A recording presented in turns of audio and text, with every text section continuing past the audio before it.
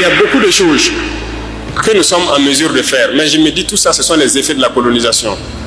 L'esprit a été quelque part bouché et on nous a dit qu'il faut consommer. Pourtant non, il faut créer.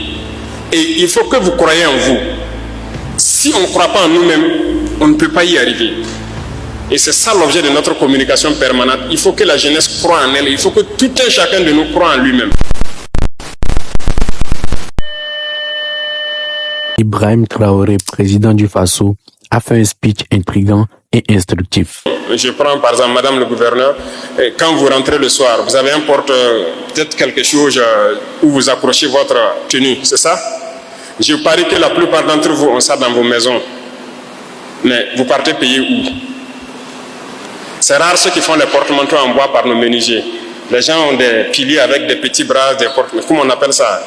Où on enlève l'habit, on accroche. Vous payez ça? Les opérateurs économiques vont nous dire où ils partent payer ça. Dubaï ou bien c'est en Chine, vous partez payer. Mais ce n'est qu'un métal avec quelques petites branches. On n'est pas capable de fabriquer ça ici. Vous comprenez un peu? La dernière fois, je disais au ministre, les tables-bancs des lycées. Vous voyez comment ça est? On prend un camion pour transporter des tables-bancs de Ouagadougou, de Manga, même vers un village. On met peut-être 40 tables-bancs dedans, c'est plein. Mais est-ce qu'on ne peut pas réfléchir pour créer un table-banc qui peut se plier et qui peut se déplier? Là, le camion transporte plus, c'est plus facile même pour les élèves là-bas sur place et tout. Ils ont trouvé la formule, ils vont le vulgariser. Il y a beaucoup de choses que nous sommes en mesure de faire, mais je me dis tout ça, ce sont les effets de la colonisation. L'esprit a été quelque part bouché et on nous a dit qu'il faut consommer. Pourtant non, il faut créer. Et il faut que vous croyez en vous. Si on ne croit pas en nous-mêmes, on ne peut pas y arriver. Et c'est ça l'objet de notre communication permanente. Il faut que la jeunesse croie en elle. Il faut que tout un chacun de nous croie en lui-même. Et c'est possible. Aujourd'hui, nous sommes en train de piocher quelques talents un peu partout, des inventeurs et tout. Nous attendons de mettre en place, comme je l'ai dit la dernière fois, un centre qui sera comme un incubateur pour que tu fais la formation professionnelle, c'est vrai, mais on va faire la pratique. Et on doit créer beaucoup de choses nous-mêmes sur place. Il n'y a pas de raison qu'on aille payer tout dehors. On achète tout à l'extérieur. C'est de l'emploi qu'on est en train de donner à l'extérieur. Vous êtes d'accord avec moi? Rentrez chez vous, vous regardez, il y a beaucoup d'ustensiles, beaucoup d'articles à la maison. Vous vous demandez, mais pourquoi on ne peut pas fabriquer ici? Pourquoi on doit les payer dehors? C'est la même chose au niveau de l'armée, où j'ai dit, bon, moi je ne commande plus de véhicules blindés. C'est terminé. On fabrique. Soit on réussit, ou bien on réussit. Voilà. Et c'est ça qui est en cours actuellement. C'est terminé. Ce qu'on a commandé, qui est venu, c'est ça. Ce qui est en route, c'est ça. Mais c'est terminé. On ne commande plus. On va fabriquer sur place. Il ne faut pas avoir peur d'échouer. On peut faire, ça ne va pas marcher. On va modifier, on va faire, mais on va réussir. C'est ça aussi. Donc, il faut qu'on ait confiance en nous. Toutes les unités industrielles qu'on paye dehors, là, vous êtes en mesure de le faire.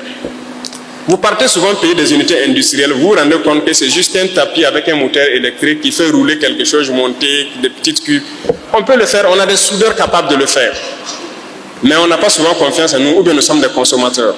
On part payer tout à l'extérieur. Non.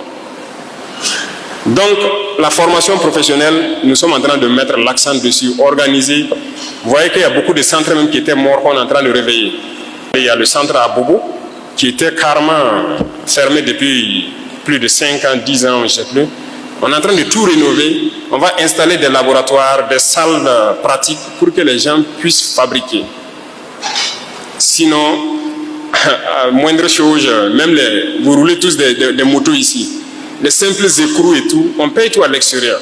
Dans la vie active, plus tu veux bien faire, plus tu deviens suspect. Tu veux bosser proprement, on te dit t'es naïf. Tu refuses les magouilles, on dit t'es bizarre. Tu proposes un vrai changement, on commence à te surveiller. C'est quand même fou. On vit dans un monde où quand tu marches droit, c'est toi qu'on regarde de travers. Tu essaies de redresser les choses, mais on préfère ceux qui les laissent tordus. Le problème, c'est pas toi. Le problème, c'est que le système s'est habitué au désordre. Alors quand quelqu'un arrive avec de l'ordre, ça fait trop propre et ça dérange. Et dans ce monde-là, ceux qui veulent éteindre le feu deviennent les coupables. On les accuse, on les salit, on les isole. Pas parce qu'ils font mal les choses, non, mais parce qu'ils les font trop bien. Regardez autour de vous. Ce genre de profil, on le connaît. Il est là, il agit, il parle peu, mais il dérange beaucoup. Pourquoi? Parce qu'il touche là où personne n'a jamais osé mettre les mains. Et souvent, c'est ce genre de personnes qu'on regrette après. Mais à ce moment-là, le silence aura déjà fait trop de bruit. Ça m'amène donc aux opérateurs économiques. Alors, ils ont souhaité qu'on ait une zone industrielle à Manga. C'est une très bonne idée. On va voir le ministère même pour créer des zones industrielles dans toutes les régions. Parce que les industries ne vont pas se concentrer à Bobo ou Ouaga. Non, non, non. On va mettre des industries un peu partout. Parce que là, rien n'est fait d'abord. Hein. Il y aura tellement d'industries. Il faut qu'on fabrique. On crée ici. Et je vous invite donc à vous unir aussi pour créer des unités. J'ai dit à beaucoup des gens qui partent commander les cuirdents, les lotus, les quoi en Chine. Il dit, mais vous n'avez pas honte d'aller payer ça là-bas. Payez les machines, venez fabriquer ici. Mais ils sont en train de faire, ils ont presque fini. Et donc ceux qui partent payer les écrous, les pions, les trucs des motos là, comment on appelle, pièces détachées. Mais payez les machines, venez fabriquer ici. On en a, non? Il y a des techniciens qui sont en train d'être formés actuellement dans certains lycées techniques à manipuler ce genre de machines-là. Et donc, on doit pouvoir créer beaucoup de choses sur place. On ne peut pas continuer à aller payer à l'extérieur. Même le ministre de l'Agriculture, il n'est pas là. Je l'ai dit l'année passée, on a passé le marché d'un certain nombre d'articles le matériel agricole qu'on a remis.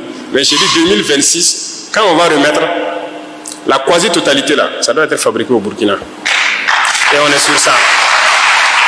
Donc, lui, il travaille avec le ministre de l'Enseignement technique pour qu'il puisse sortir les jeunes talents des écoles et fabriquer.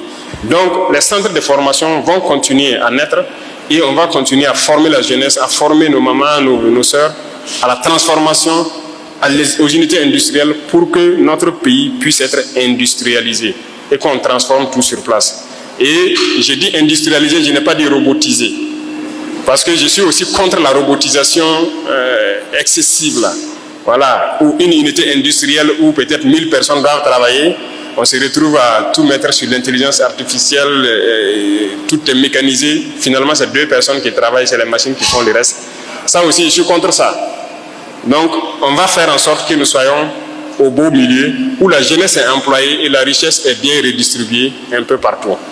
Donc, nous sommes sur ce chemin. Donc, les questions de centres de formation, je pense que on a bien pris ça en compte. Les barrages, comme vous l'avez dit, c'est pour accompagner l'agriculture. On est très bien conscient. Vous avez vu les barrages qu'on a commencé à curer un peu partout. Si vous voyez les dates, on va vous dire que ça a été construit en 1950, en 1960, en 1900 combien? Ah, c'est grave.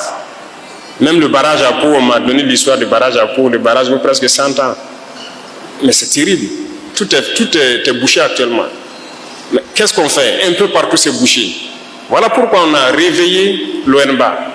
On a créé l'ONBA et on est en train d'équiper actuellement la Sonater pour pouvoir curer tous ces barrages qui existent, et refaire les digues et creuser de nouveaux barrages. Ils ont reçu les premiers équipements, ils ont commencé le travail, mais beaucoup d'autres équipements sont en route pour venir. Nous espérons que d'ici la fin de l'année 2025, ils soient vraiment à un certain niveau pour pouvoir agir un peu partout. Donc les barrages seront un peu creusés un peu partout pour que les gens puissent cultiver 2, 3, 4 fois même dans l'année s'ils le veulent. C'est la même chose que les forages profonds. Je pense que le ministère de l'Environnement est là, c'est ça? Vous avez lancé déjà la commande de foreuses. Voilà, ils ont lancé la commande de foreuses et nous espérons aussi avoir ça avant la fin de l'année. On veut faire des forages, aller au-delà de ce que vous connaissez, c'est-à-dire ne pas rester dans les 100 mètres, 150 mètres. On veut forer jusqu'à 1000 mètres au moins, avoir de vraies sources d'eau pour que vous puissiez faire de l'agriculture, de l'élevage, tout ce que vous voulez, en tout cas de l'eau pérenne. Et ça, c'est en cours.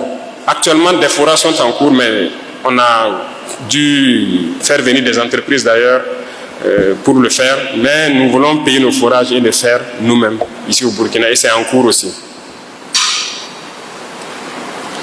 Pour la question donc des personnes âgées en ce qui concerne certaines doléances, je vais transmettre au ministère donc, de l'Action humanitaire, ils verront tout ce qu'ils pourront faire. C'est la même chose pour les cas des personnes handicapées. Alors cette fameuse loi, je vais voir.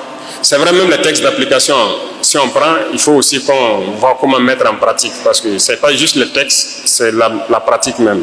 Si la question revient de plus en plus, et vous avez soulevé que Manga est l'une des zones les plus au dernier recensement de 2019 où il y a le plus de personnes vivant avec un handicap. On verra.